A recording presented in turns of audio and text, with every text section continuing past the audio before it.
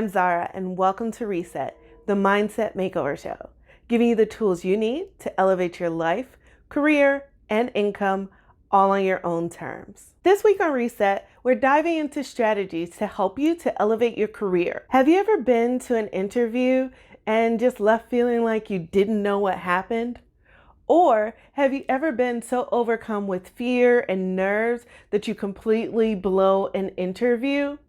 Let's face it, we've all been there, but it doesn't have to be that way. There are tools you can use to ensure that you are as prepared as possible. Today, we're sharing our 7 tips to master any interview. Tip 1, research. To be truly prepared, you should conduct thorough research before any interview. Within this is knowing the company. That's looking up the company's financial, researching the latest news, looking at who the senior leadership is for the company, searching and viewing and seeing what they're posting on all of their social media across multiple channels, whether you're looking at Instagram, LinkedIn, Facebook, Twitter. And the reason you should look at these different social channels is because they're usually targeted to specific audiences and really give you insight into what they want either their customers and or their key stakeholders to know and think about the company. You should also Google anything you can find on their senior leadership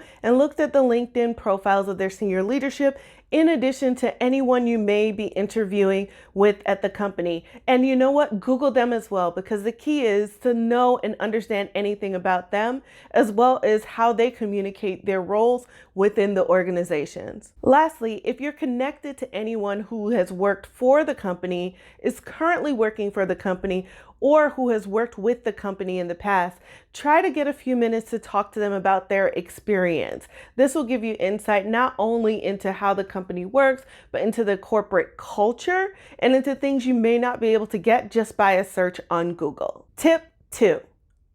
Know the competition. You should research their competition and any key strategies that the competition has.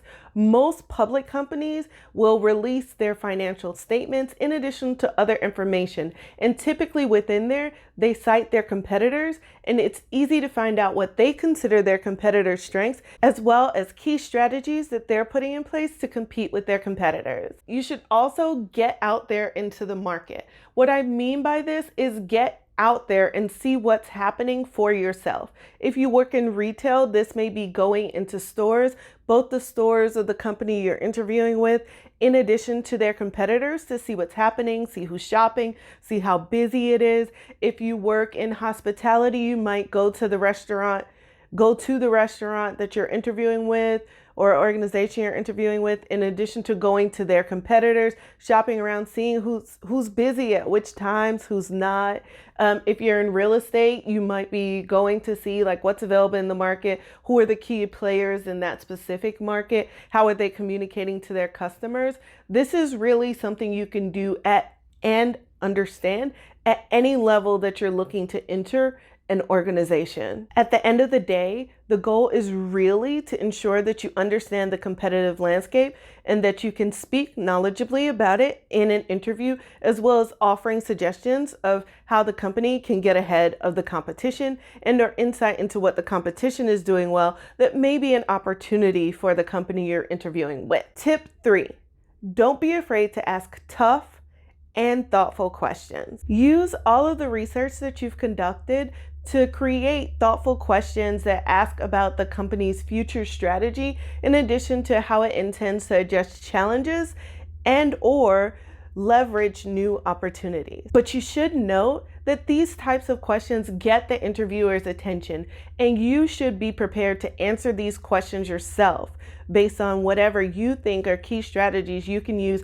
either in the role you're going to or just in general to help the company either overcome these hurdles or take advantage of these opportunities. And as a secret, it's like creating your own interview questions. Any insights you share will help you to demonstrate not only your interest in the company, but also the skill and knowledge that you'll bring to the role. Tip 4, get organized. Take time to write out your story. This would be the story of your professional career. Think about it from your earliest role to your most current role and vice versa, because different interviewers Appreciate different perspectives. Also consider how much time it takes you to get through this. Most people don't want to hear an extended story, so try to condense it in a way that demonstrates your skills the most effectively. After your research, you'll also want to create a few bulleted lists of keywords. This list would be keywords that are important to the role, the company culture, and its mission and values. You can use this as a reminder to yourself in terms of how you speak to different opportunities. Use this organization period to also be prepared for any tough questions like, why did you leave your last job? Why do you want to leave your current job? Why haven't you worked for the last 6 years? Why should we hire you? Create a folder where you include, of course, copies of your resume, but you'll also want to include any pertinent information that's worth referencing during your interview, a list of all the interview questions that you have for the different people that you'll be speaking to. We also recommend, as you do your research, type out brief bios of every person you'll interview with, in addition to senior leadership and any questions you'd specifically ask those people, all in one place. So during your interview, you'll have a quick reference point that gives you a reminder of where the person you're speaking to is coming from. A couple of other things, depending on the type of company, you may want to prepare this differently. So for instance, if it's a more tech-forward company, you may prepare this information on a tablet or have a PDF that you're referencing. And if you really want to go a step further, another thing you can do is put together a brief presentation that highlights your skills as well as some of your key accomplishments. And then the last part of getting organized is planning your timeline. This is particularly useful if you have any interviews that require multiple steps and or doing case studies or different tests. You'll want to ensure that you have enough time to study and do test studies so that you're prepared for whatever they might throw at you. Tip 5, drive the interview. Now you may be thinking, what does this mean? Really, what I'm saying is don't cut off the interviewer. Don't try to, bulldoze your way through. But the key really is to drive the conversation. The best interviews are where both the interviewer and interviewee feel like they had a conversation versus those awkward moments of wondering who and when someone's going to do something next or what crazy question may be thrown at you next. Some ways to do this include finding common ground and tying that back to the conversation and skills that you have. Another way to do this would be asking follow-up questions, either after they've asked you something or after you've answered one of their questions. And then one of the last ways is really asking them about themselves. People love talking about themselves, and it demonstrates that you have an interest in understanding their path and their journey. Tip 6.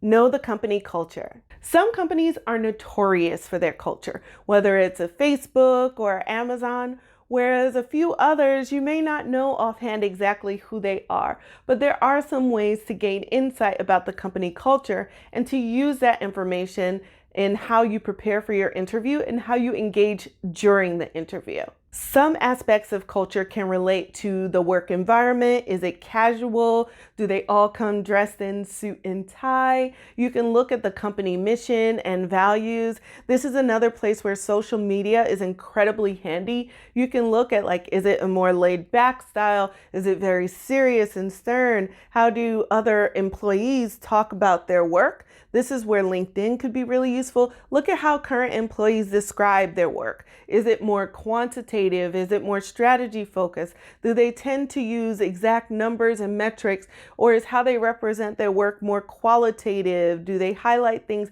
that are more gray versus very specific? These are all things you can use in terms of how you approach and communicate your accomplishments, your strengths and skills during interviews. Tip 7. Become a translator. Now you may be saying, look, I'm not good at other languages. I don't know what you're talking about, but this one isn't for me. But you'd be wrong. Now you might be thinking, what? I don't know what she means, and I'm certainly not into learning new languages. How could I possibly use this? But Language power is a tool that's incredibly useful because it really demonstrates your ability to speak and communicate effectively in a language that may not necessarily be your own first language. Now, how does this translate to an interview? Because it demonstrates to the interviewer your ability to be adaptable, as well as your ability to lead by being able to communicate effectively with others to get things done. Now that you understand what this is, how do you translate that in an interview? This is really where your keyword list comes to play. This is where your understanding of the company culture comes to play. This is where your ability to manage others and read other people's body language comes to play. You're essentially going to leverage all of the 6 tips that you previously enacted to become a translator. And by doing so, you'll demonstrate your ability to communicate effectively and lead. As a side note, this is in no way asking you to represent yourself in an inauthentic manner. What I am suggesting is using what you've learned to represent and emphasize your skills and who you are. As Olympic gold medalist Jackie Joyner-Kersee once said, it's better to look ahead and prepare than to look back and regret. Comment below, what's your biggest interview challenge? Until next time, I'm Zara, and thank you for watching Reset, the Mindset Makeover Show. Don't forget to like, subscribe, and share, and I'll see you in the next episode.